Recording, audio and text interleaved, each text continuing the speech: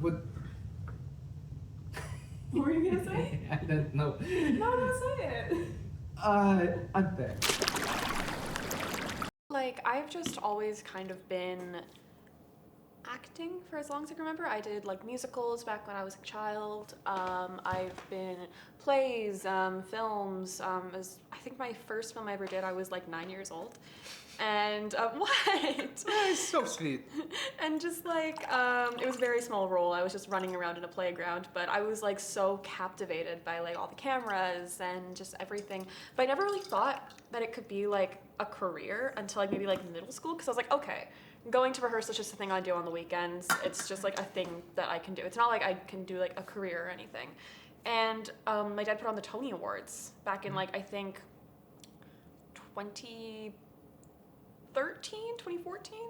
and I was like, oh my god, people like get paid for this. This is just like, it's not just like a hobby.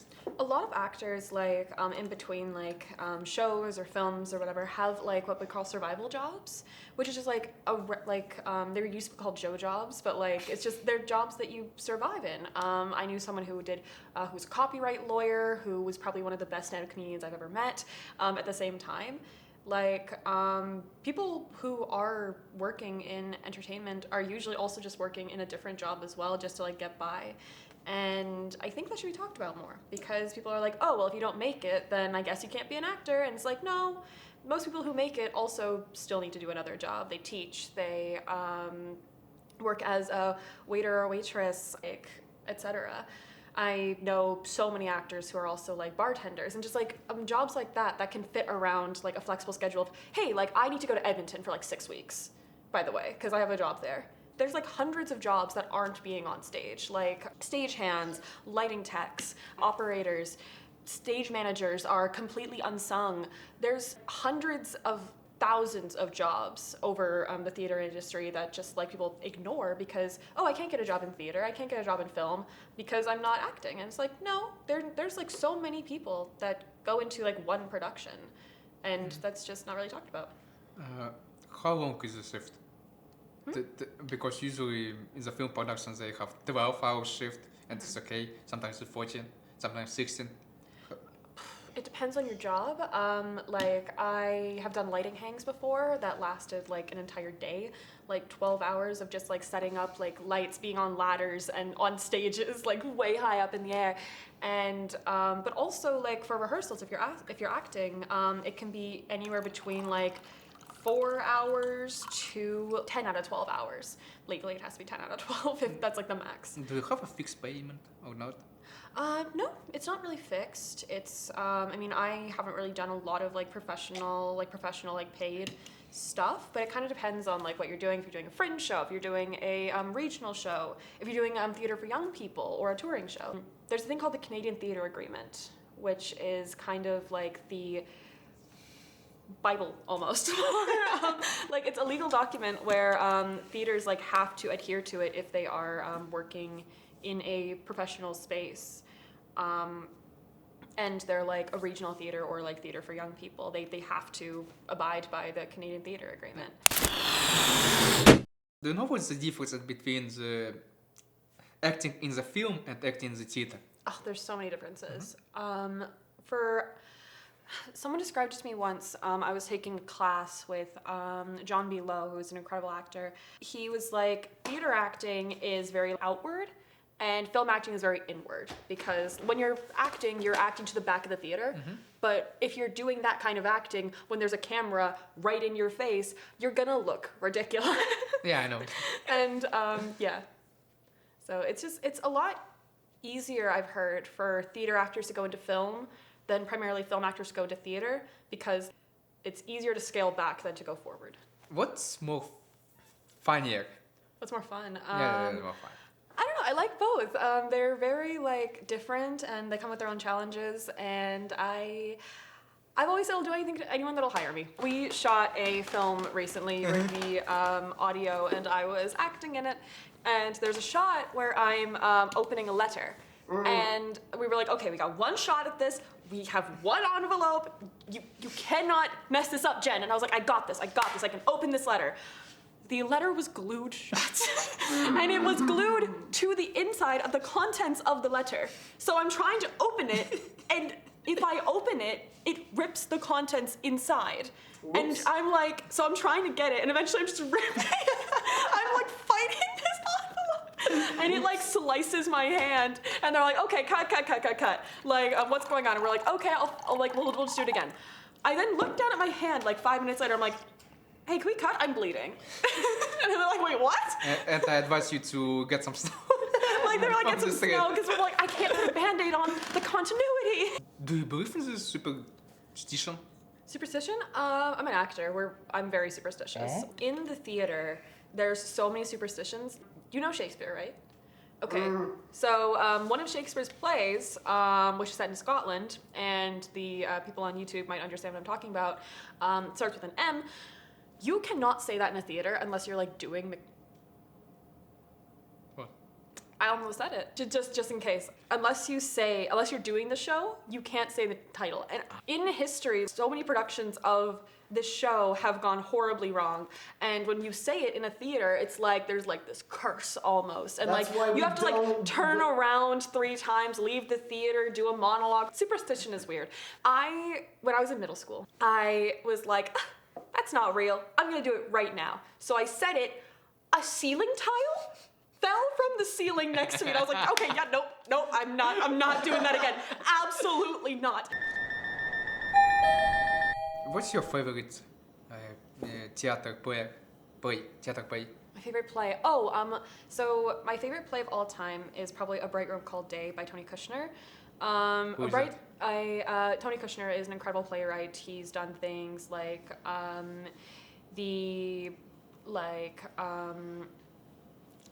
all of his play titles are really long. So Angels in America is probably the one that's most mainstream.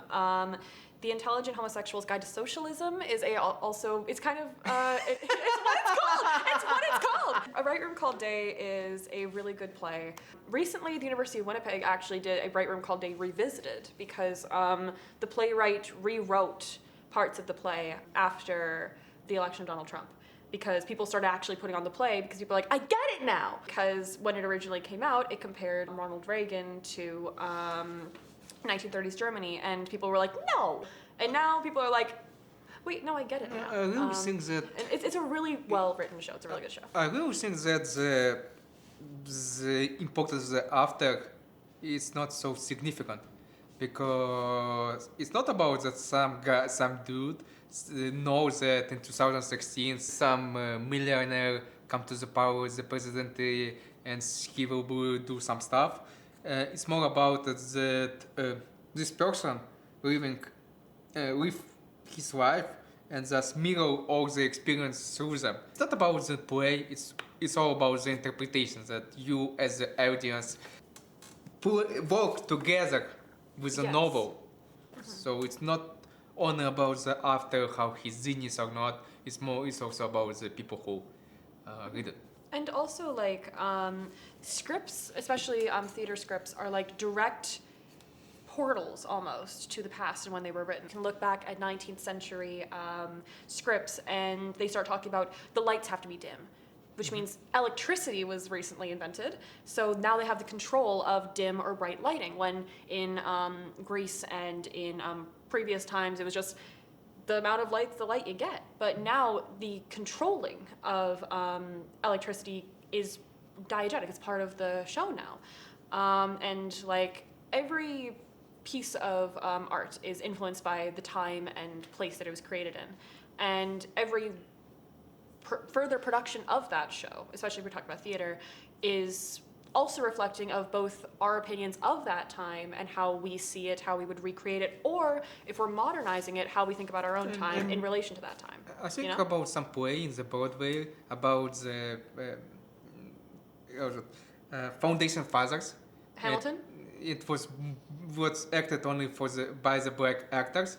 Yes. And so as I'm thinking about, do we need to be a historical accurate for the some event in the 18th century, or we can do whatever we want? Again, that's up to the director and playwright. I think that we definitely need more roles and spaces for actors of color. And Hamilton definitely like broke a lot of barriers when it came to that. And I saw someone describe it once where it was like, it wouldn't make sense. Hamilton itself wouldn't make sense, the hip hop musical, if it was just a bunch of white guys, because Hamilton is an immigrant story. It's about Alexander Hamilton, who was an immigrant himself. True, he was Scottish, but he was born and raised in the Caribbean and moved to New York. And that's a thing that a lot of people can relate to nowadays. My mother is South African. She immigrated in, I think, 2005. So like a little bit after I was born. And it's a very a lot of people can relate to that. And also in the show itself, he's referred to in derogatory ways because of where he's from. And he's called in the songs itself. And I don't think it would have made sense if it was just historically accurate, because the story itself is, a lot of it's fictionalized, and but a lot of it is accurate. And the story that's trying to tell is one of, I think is best portrayed, not by a bunch of random white guys. I know there's some good film like Ridley Scott, The Gladiator. Oh. Yeah, that completely historical, inaccurate. We have some movies, Braveheart with the... Oh yeah, Braveheart. Yeah, what's the director? Mel Gibson. Yeah, no, Mel Gibson. Was he the director or was he the actor? Or Yeah, was he was both. He was both. Right. I really like he make two movies about that the British guy kill all his family and he go to the events. And something very interesting, especially about Braveheart, also brings up another thing of, if you want to be historically accurate versus if you don't want to be historically accurate, that should be clear, I guess. If you claim to be historically accurate, Braveheart, I'm not sure It's if it was completely it's not. not. No, it's not. There are still people that think that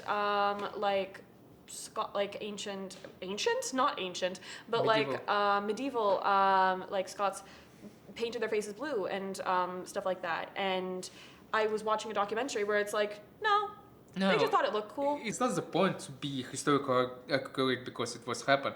It's more the point that the real life gives you more information, more basement to make your story better. Yeah, it's the story being told. Yeah, than a fantasy, because I know that a lot of people like, it's a hot take, a lot of people like Schindler's List, but it's completely historical and accurate. It's just a typical Nazi guy who didn't make a redemption.